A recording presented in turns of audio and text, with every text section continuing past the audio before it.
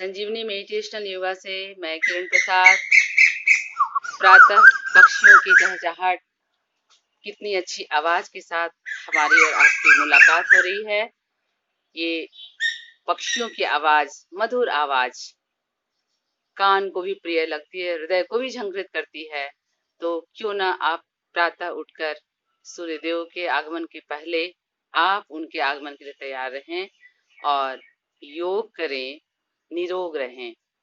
अब तक आपने सीखा है किस तरह हम अपने फेफड़े को अत्यधिक क्रियाशील बना लें और अत्यधिक ऑक्सीजन लेकर आपने अपने अंदर वो ऊर्जा जमा कर ली होगी जिससे आपकी थकावट नहीं हो रही होगी, आप आनंद में जीवन बिता रहे होंगे। और इतना ही नहीं, आप तनाव से भी मुक्त हो रहे होंगे, क्योंकि अत्यधिक ऑक्सीजन का हमारे अंदर जाना तनाव से भी मुक्ति देता है। तो आपने स्ट्रेचिंग और ब्रीदिंग के द्वारा ये सब कर लिया। अब हम थोड़ा फास्ट, क्योंकि अब आपकी एक्टिविटी बढ़ चुकी होगी, अब थोड़ी फास्ट प्रक्रिया करेंगे, तेजी से डायनेमिक योगा करेंगे हम लोग।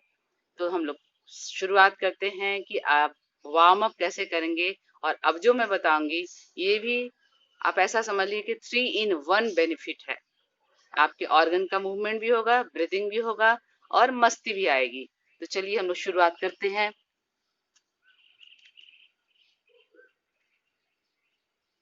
आप खड़े हो जाएं, अपने कंधे के बराबर दूरी से पैर रखेंगे।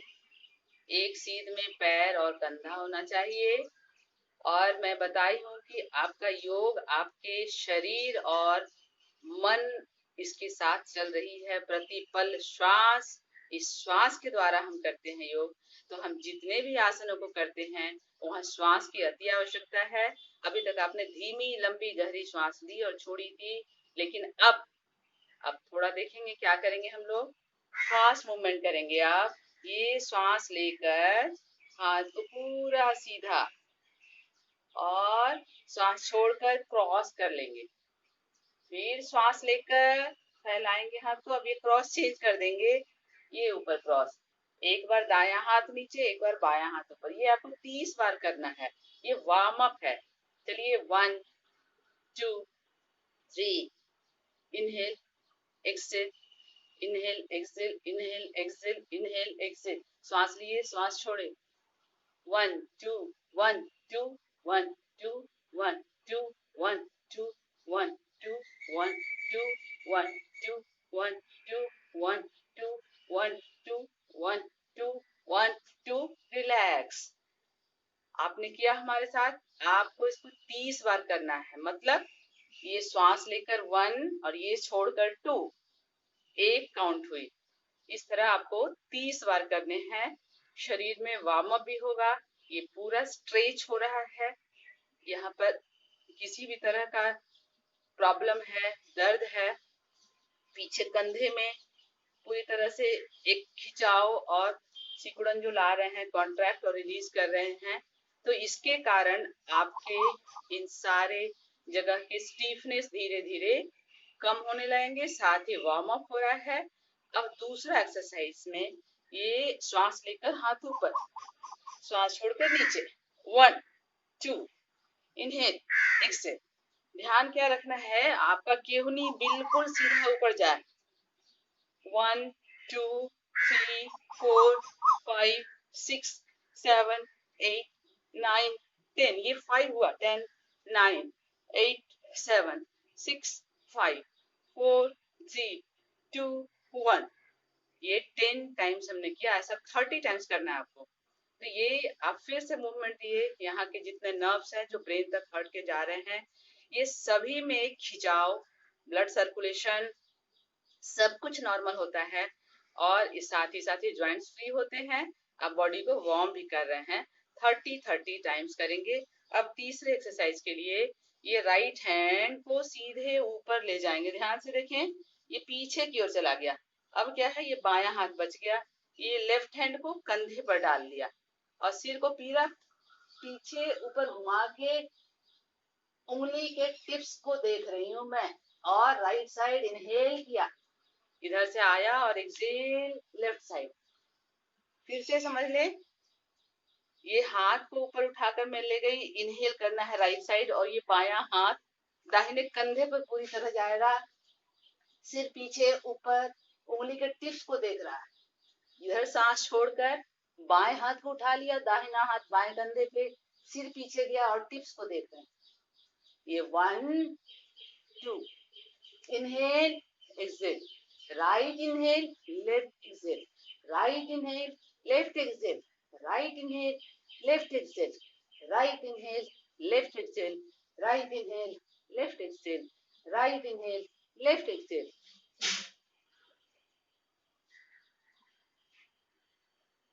सिर भी हमारा पीछे, गर्दन पीछे की ओर है। ये पूरा बॉडी ये ट्विस्ट हो रहा है, ये घूमे में तो ये पूरा ट्विस्ट हो गया, फिर ये किया तो ये पूरा ट्विस्ट हो गया। मैंने बताया 3 in 1। एक आसन में 3 फायदे। एक कमर का मूवमेंट हुआ, ये हाथ ऊपर गया, ये हाथ ऊपर गया, सिर को पीछे ले गए, पीछे देखे।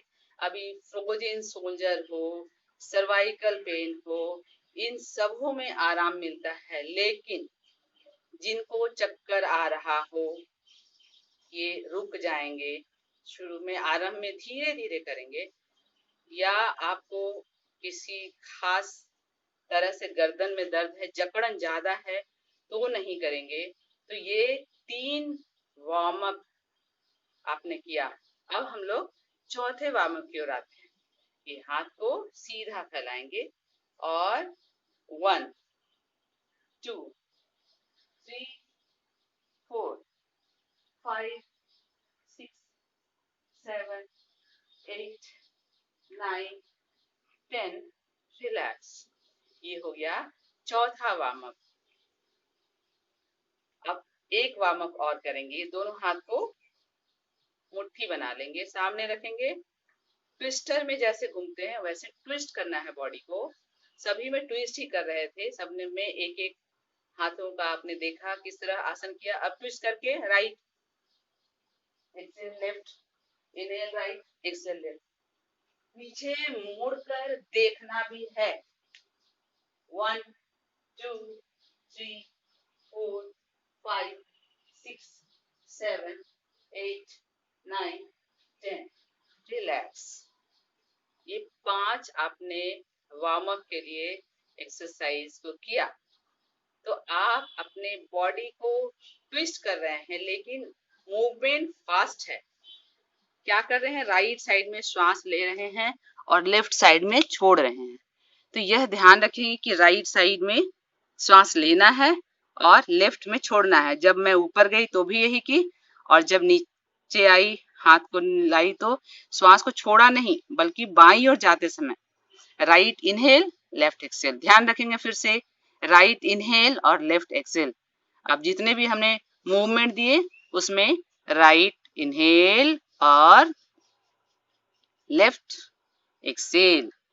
तो यह वार्म अप की प्रक्रिया आपने सीखी।